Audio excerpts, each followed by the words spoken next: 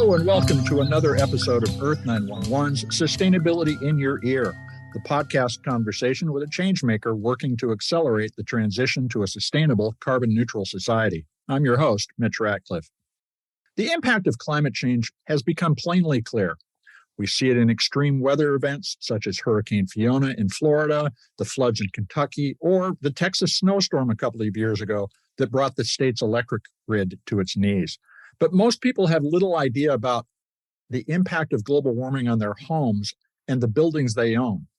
We're joined today by Ben Cohen, founder and CEO of Quoll Intelligence, a service, quote, dedicated to helping home and homeowners become more resilient, unquote.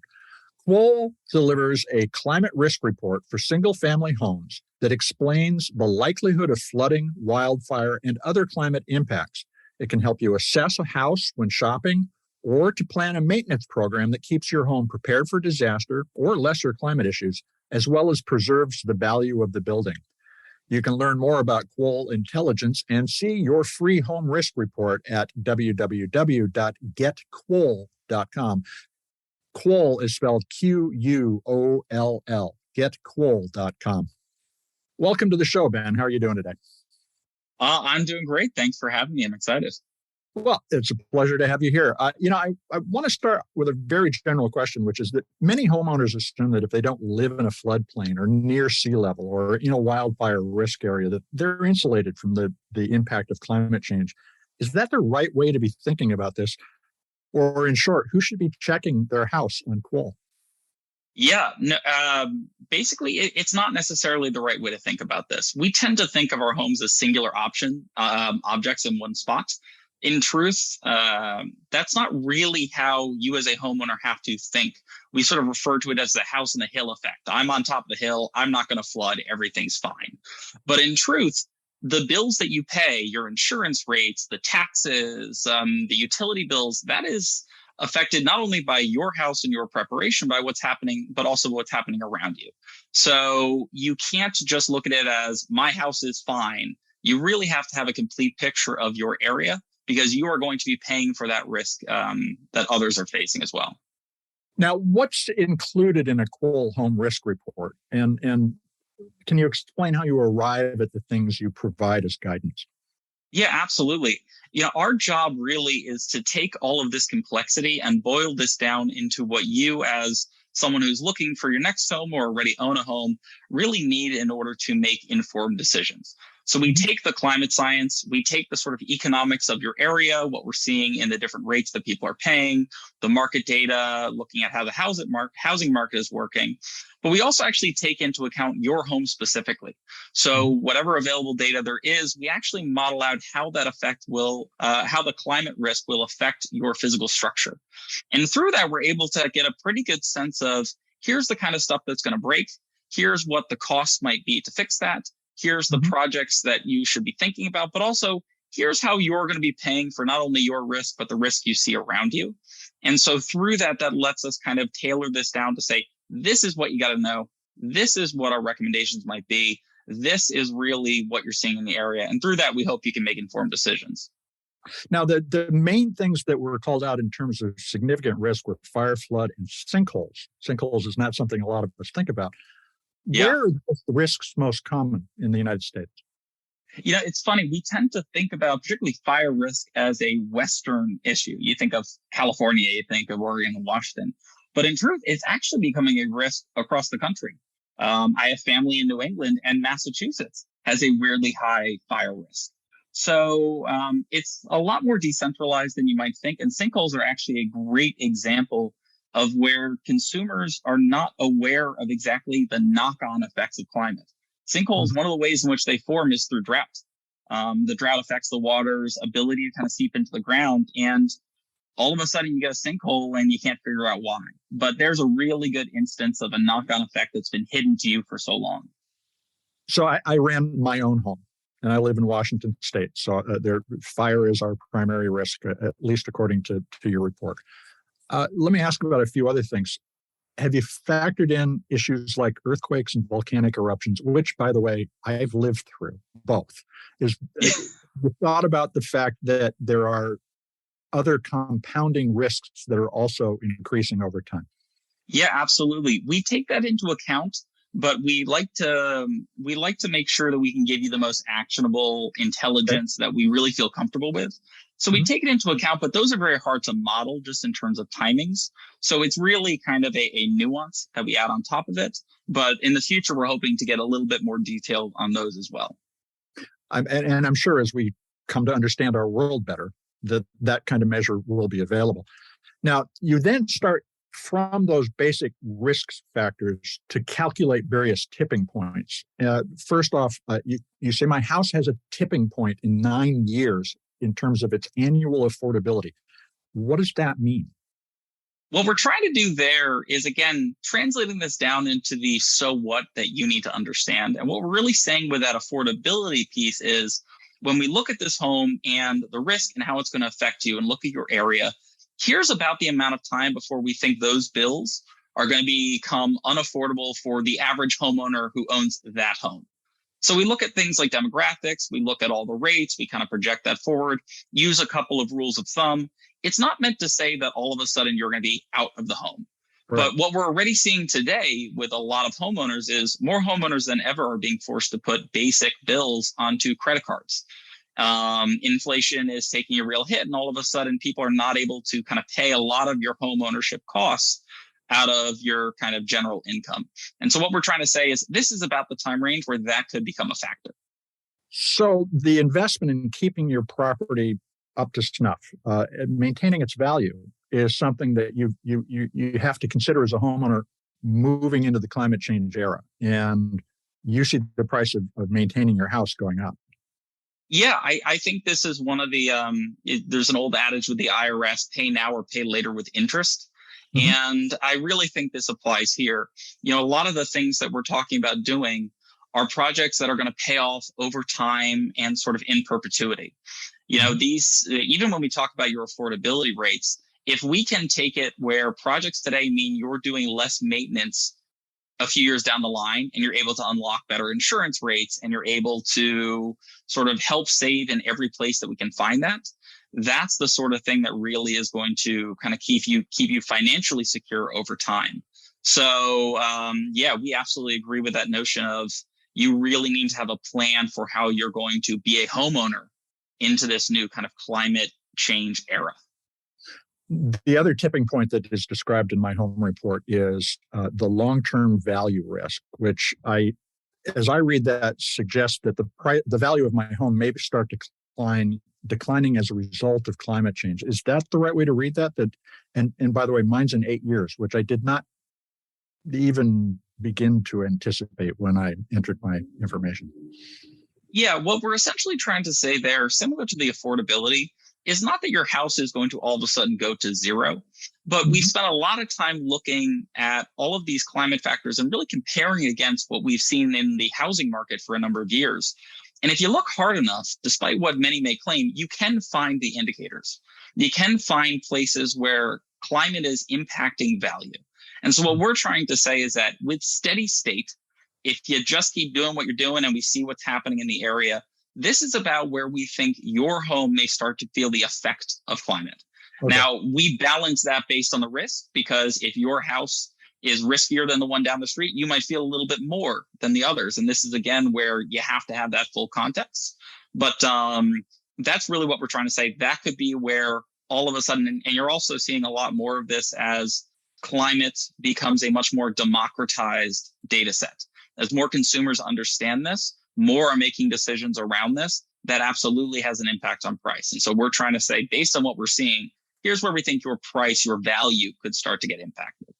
So what are the cost factors you see changing at the meta level because of climate change? Insurance, how are taxes going to change, for instance?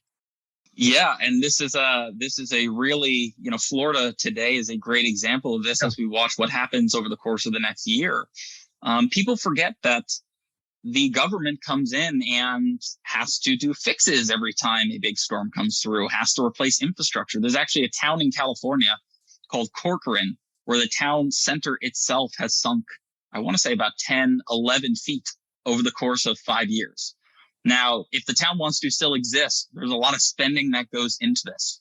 Right. And where do you think that money comes from? It comes from your taxes. Same sort of thing as we see in Paradise, California today, where the government had to take out quite a bit of loans for rebuild. And those loans are actually starting to default. That ends up getting passed down to you as the homeowner. So whether it's just pure fixes or new types of infrastructure, seawalls, anything like that, that may be a preparation for the future, even if it doesn't necessarily help your specific house, those costs end up on your back. And so you need to understand how that works.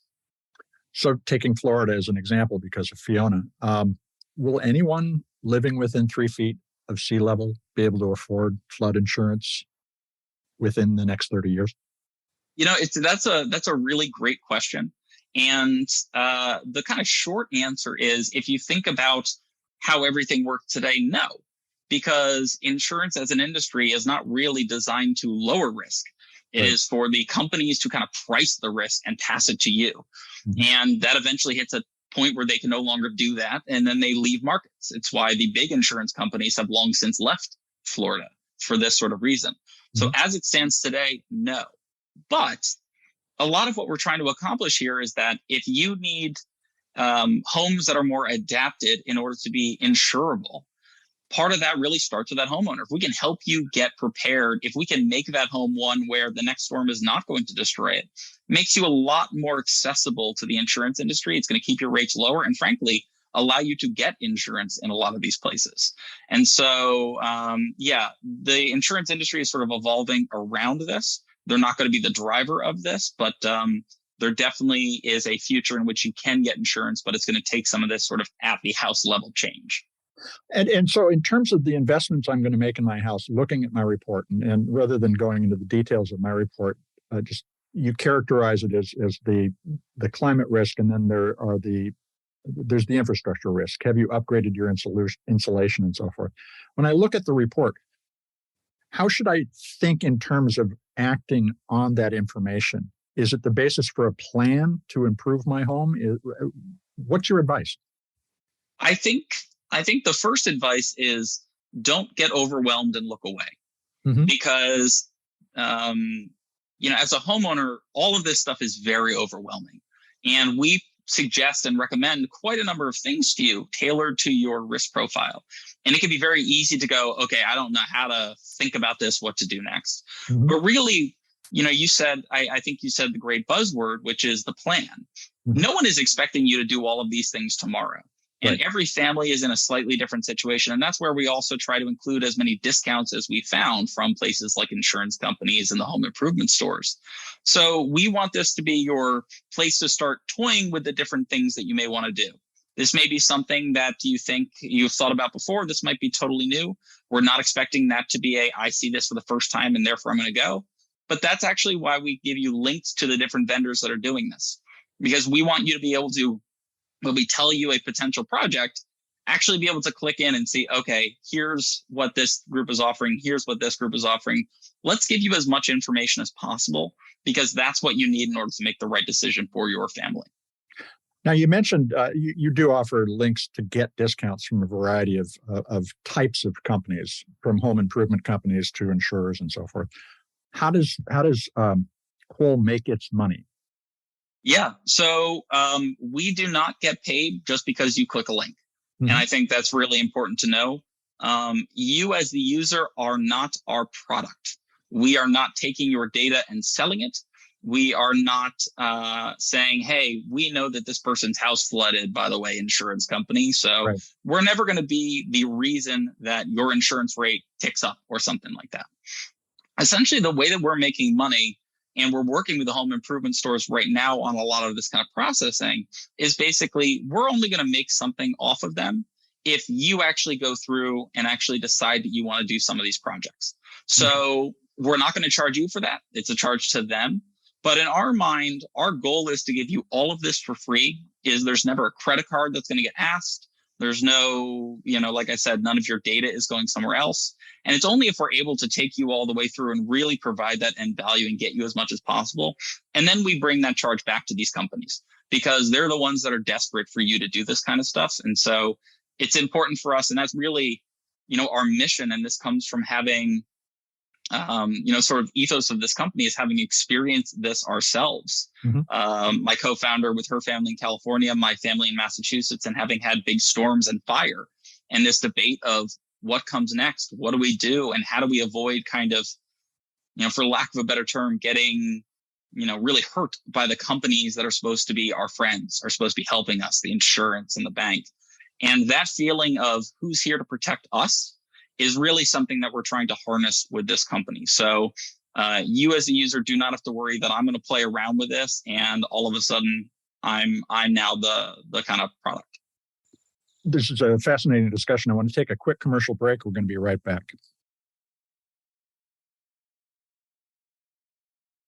We're back to continue talking with Quoll Intelligence founder and CEO Ben Cohen about the company's home risk reports associated with climate change.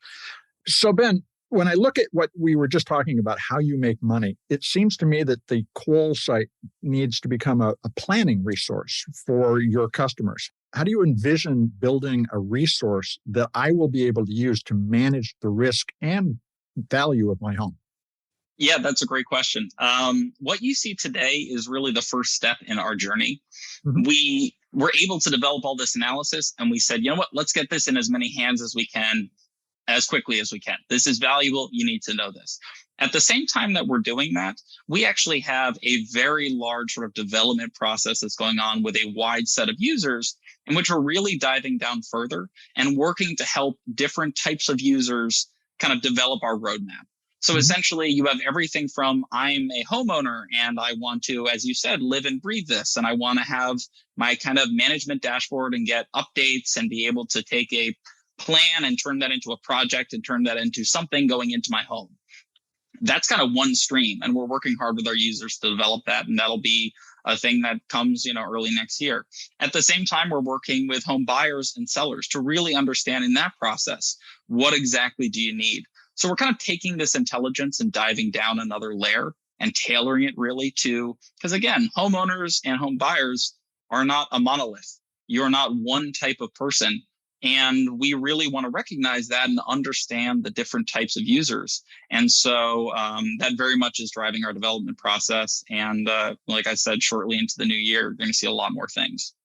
So climate change affects the timing and priority of the repairs and upgrades we're going to make to our home. New insulation, fixtures, new windows, cooling. But that varies by region. For instance, I live in the Pacific Northwest. We had the heat dome last summer, and now everybody wants air conditioning or a heat pump. Do you have a regional set of recommendations that you're starting to build in as well when you take into account these macro events like it's just 2.5 degrees warmer every day here? Yeah, we see that in all of the climate data that we look at. So our models are actually designed to already be reactive to that. And we should note that when I tell you that you're getting the climate science on your house, I don't mean for your region. I don't mean for your state, for your county. I mean literally down to the lat long of your exact building. So when we do that analysis, we're taking into account all of those big trends. And that's actually what's driving those recommendations. And so whether you're looking in Washington or looking in Tennessee, you're going to get that same kind of clear-eyed picture of we've actually seen all of the big things that are going on, whether it's, as you said, the heat dome or all of a sudden flooding has become a concern in this area. Right. And it's sort of wild that FEMA has just come out in the last month or so and acknowledged that all of their maps are in essence wrong and don't take into account or properly kind of model out climate change. But we don't have that issue. Our climate science is really down to your home and it takes into account all those big effects. Well, you hit on an important point, which is that climate change is accelerating. It's also not a linear progression. There are going to be tipping where things are going to change. So obviously, and your tools can't anticipate all of that. When I'm using the Quoll system, how should I think in terms of hedging my bets because of the potential for accelerated impacts? Yeah, and that's another great question. It's this is again where we recognize that different homes and different families are going to think differently about this. And so we don't believe that by pitching you something, by recommending something, you're going to go out and do it tomorrow. And I think Right. every homeowner will have this kind of internal debate about what is my time frame for it. And it sort of depends on the risk we're talking about. If you're in fire country or near floods, that is a very clear and present, you need to do this today or as quickly as possible. If you're in a drought area, you have a little bit more leeway, but at the same time, you might be facing the same financial risk as somebody else. And so we're building that in actually to start giving you kind of time frames down a level with some of these risks and sort of how you can think about that timing. But I think today, most homeowners can see the risks and kind of get it. And I think, to do their kind of own family decision on the speed at which you're going to do this, because you're juggling kids and you're juggling the other things in your home. And we recognize that, a spend on something else is not always clear and present. But that's also another good point I want to bring up is that's also why we really try to intermix professional work, but as well as DIY work. There's a lot of things that you can do on a weekend with your home that is going to pay off immensely. Yeah. And is not going to be this huge project. So we want to give you as much low-hanging fruit as possible to make it as easy as possible to just sort of knock those things off your list and sleep a little better at night. Now, a few minutes ago, and in your comments just now, you also gestured at this. Quoll's data could be part of a negotiation. When I'm looking for a new home or thinking about selling my home, have you thought about how to provide analysis that helps me get a better price, whether I'm buying or selling? Yeah, a lot of what we're attempting to do, like I said a bit earlier, was really democratize this intelligence. So it's not for us to tell you how to negotiate. It's for us to give you the best possible sense of really what this house's risks are. And you as a buyer may choose to negotiate over something or not. But through this, you're going to have a much better sense of the questions you should be asking, the things that you should be looking for that we can promise you a lot of this won't show up necessarily on an inspection report. And then it just becomes the process of you working with that seller to determine what it is that you want to sort of care about, what it is you want to put into this. At the same time, we also are cognizant that, if we have a lot to say about a given home, we don't want to scare the seller. This is not about going in and kind of screwing people, in essence. This is not really about trying to take people on. This is really trying to say, hey, this is the reality. Let's talk now from both sides how we can get people to where they need to be. It doesn't have to be a zero-sum game.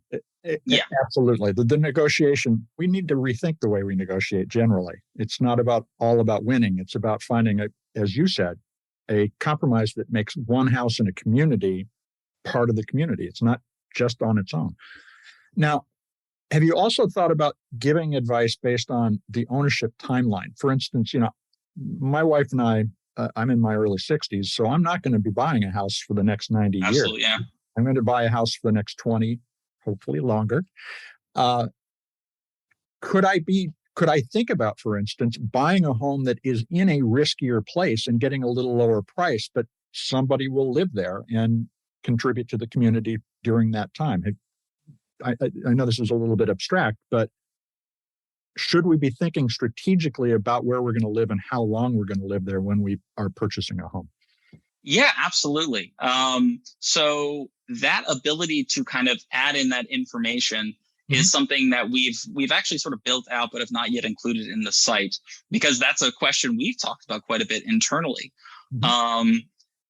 Even with that, though, one thing that I think is important for folks to understand, and this is where you really get to the kind of how does that risk turn into dollars and cents, is that even for folks that say, I'm going to live in this area for 5 years, but then I'm going to leave.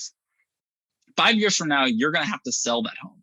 Right. And 5 years from now, if that risk has gotten worse, you may not be able to sell that home, or you may not be able to sell that home in its current condition. So even for folks that have sort of shortened timeframes, you can't ignore this. You can't just think, well, the risk will be the next person's, because the financial risk of it will absolutely still be yours. You may want to own it's just a question where you come in. You may want to own that risk in order to get the lower price up front, so that at the end of the life, you may just walk away. Absolutely. And this actually gets back to a question you asked before, but in the same way that we're helping buyers of homes, for all the folks that are going out and improving their homes, it's very hard to get credit for that. It's very hard, when you look at a Zillow page, unless you go and really write that out, that's not built into how people search for homes. People look at your kitchen, people look at the images, but it's very hard to kind of get market credit for all this really important kind of resiliency that you've built in. And so one of the things that we want to enable through Quoll, and this is where as you use the site and tailor it a bit more, you can change around the home data. You can see how the analysis changes as you kind of further tailor to you past whatever we were able to find on a given home. This is where when you go to sell that house, if you've done a lot of this work, we're going to be able to help kind of get you credit for it. We're going to help ensure that folks are able to see in a really nice, coherent fashion just how much improved this kind of risk profile is. And that's going to pay off huge down the line. So there's a real opportunity to do the work, but really get credit for it. That's really interesting. So what you're really describing is a Carfax report for your house in the long term. Yeah, it's a Carfax in the sense of we want to get you credit for doing good things, but we are also human beings and we don't want to kind of put you in a tough position for being honest. Right. So it's not about going and saying that I had a flooded basement at one point and now I have to tell everybody about it. It's still a thing, obviously, from a moral perspective, you should be doing, but it's not to go and say that, hey, you've given us all this extra context, so let's go and share it. But by tailoring all this to the risk, we can really highlight all the things you've done to ensure that house never floods again, for instance. Exactly. And that aspect of Carfax, as the sort of analogous example, is absolutely something we're hoping to achieve. Again, it's democratizing this stuff. You need to know this, and all of these companies have hidden this stuff from you. Let's get you everything you could possibly need. Now, you can get really meta with this kind of thing. Have you thought about including data about other types of climate-related risks, like regional food supply risks or invasive species risk, which you could then use to plant your yard in order to make it still attractive and still naturally beneficial rather than bad for the planet when you sell it? Yeah, absolutely. So right now, when we do an economic analysis of your area, we're looking at kind of the economic growth. We're looking at whether people are working in the county versus moving out and having to go elsewhere. We're really looking at the resiliency level. But we do actually take in quite a bit of other data on your location. So you mentioned some really important things like invasive species, but here's another really important one. What about health? What about pollution? What about all these other things that are coming in?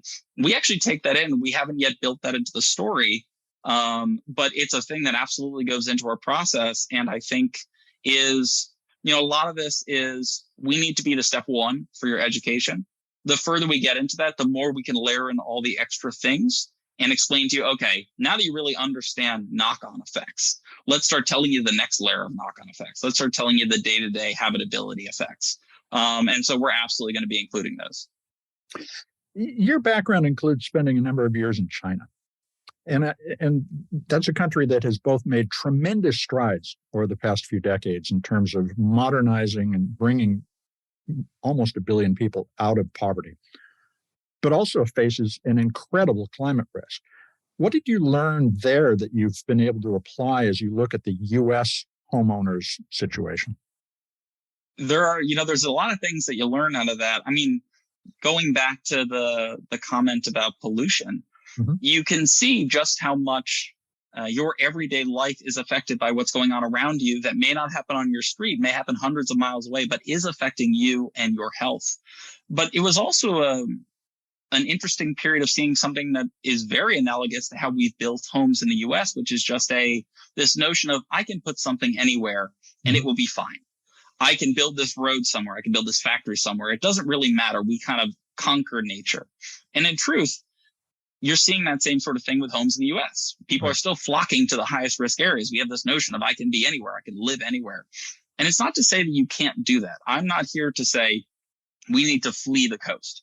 I'm here to say there is actually this second debate that needs to happen of, okay, you've happened to live there, but here's all of what that means. And here's all the ways that there's an extra layer of preparedness that you'd not really thought through that I saw both in China and see in housing here in the US. Now, the other possible expansion area is to move past single homeowner home or single resident homes to multifamily homes or to commercial buildings. Has Quoll thought about how to expand and address the larger opportunity in real estate? Yeah. So our real focus is consumers. Mm-hmm. And that really, so for the moment, we're not really thinking about businesses. Part of the reason for that is because there are a lot more resources for businesses. There are a lot more companies kind of targeting that. And your average homeowner has nothing. And so we don't want to lose sight of just how many hundreds of millions of people need to understand this stuff and how many, I think it's 80 million single family homes need this just to kind of spread out a bit further. But we actually have done quite a bit of looking at apartment buildings and things of that nature. And we do include some multifamily dwellings. The math gets a bit more complicated. Ownership and how things are paid for become a bit more complex. The systems become a bit different. But in truth, you could apply what we're doing to them just as easily. You just have to build a kind of different house model, if you will. You have to say, okay, I'm not modeling for the single family house. I'm modeling for now an apartment building, but the kind of underlying logic will still apply. So it's absolutely on the roadmap, but we're still trying to ensure that we really fit to the millions of homeowners of these single family dwellings. Well, even within single family dwellings, we know that there's a lot of private equity money on Wall Street flowing into buying homes now. Should we also potentially be thinking about a different model of home ownership where it is owned as an asset by somebody who's trying to monetize it, but they take the risk and we simply live there? And I don't advocate that, but it seems to me we may be going that direction. Yeah, we're both going in that. We're going in that direction in certain ways, and this is a sort of you could speak for hours on this side. But there's a lot of money pouring into this. And the money is not what I would call smart money. It's like old thinking money in essence. So a fact that a lot of people don't realize is that all of those mortgages, all of the money that's around financing all these homes for whether it's you or an individual or these big businesses, there's been no climate assessment on those loans, period. Right. And that comes from the very top of the government saying this all the way down. And so they're subject to the same factors that we're talking about here for your average family.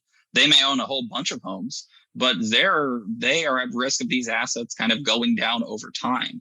And so I think the first step is really by empowering these homeowners, we will empower these companies in essence to view homes in that same way.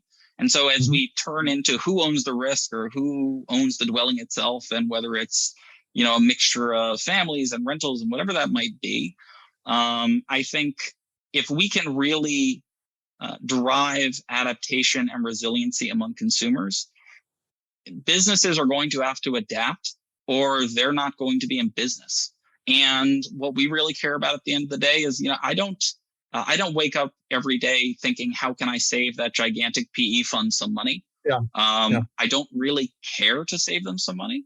What I do care about is families like mine that were sitting there with nothing and no clue what to do about it. So as long as we're not losing that focus, we're thrilled with the knock-on effects. And the goal here, like I said, is when we make you educated and actionable as a consumer, when we give you this intelligence and make it where you understand risk, you're acting on risk, you're sort of showing that you're that type of homeowner, the companies are going to start rewarding that because it's good for them too.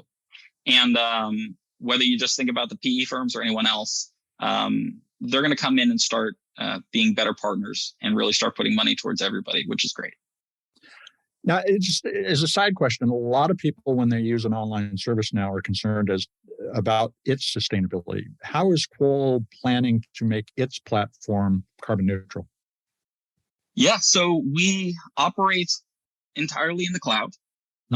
So that aspect, we unfortunately sort of rely on vendors like Amazon to ensure, all of whom are very focused on, and I can tell you from my background in renewable energy, are very focused on making that climate neutral. We as a company have also built that into our company culture. So while we're a small team now, we have plans for how we remain in sort of long-term are carbon neutral, and also how we as sort of an ethos of a group, how we as a team really take what we're building and ensure that anyone who works for us is actually using the platform and gets value out of it too. So I would say our most important thing is to ensure that when you start working with us, yes, we're doing the company things, We're doing the things that are important on the company website to say that, we're green and all that stuff.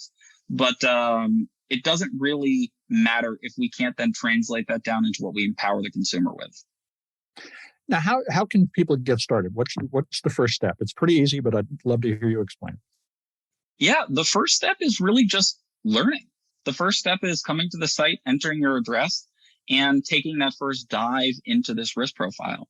Like I said at the beginning, this is an overwhelming topic. This is, for many folks, a very scary topic. Our goal is not to scare you. Our goal is to say, you have a partner in this. We're going to tell you everything, but we're not going to give you doom and gloom without a way out. We're not going to kind of tell you that all is lost, because all is never lost. And so I think the first step is come to Quoll, enter your address, see your starting position, play around with it, change the data, look at the different projects that we have.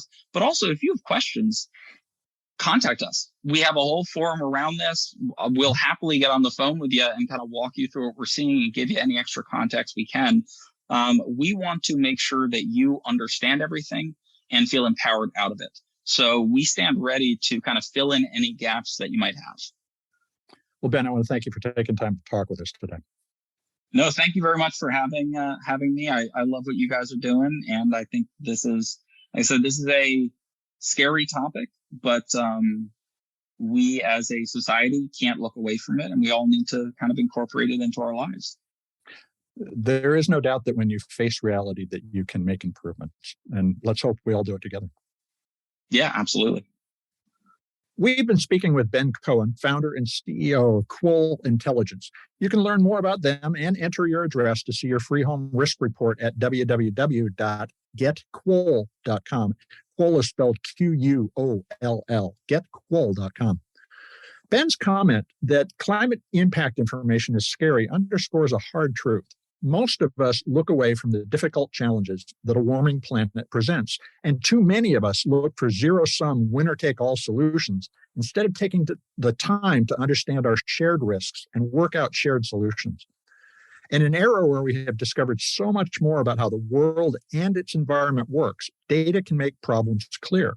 The answers, of course, have to be worked out, and we seem to be stuck when it comes to discussing how to solve our problems.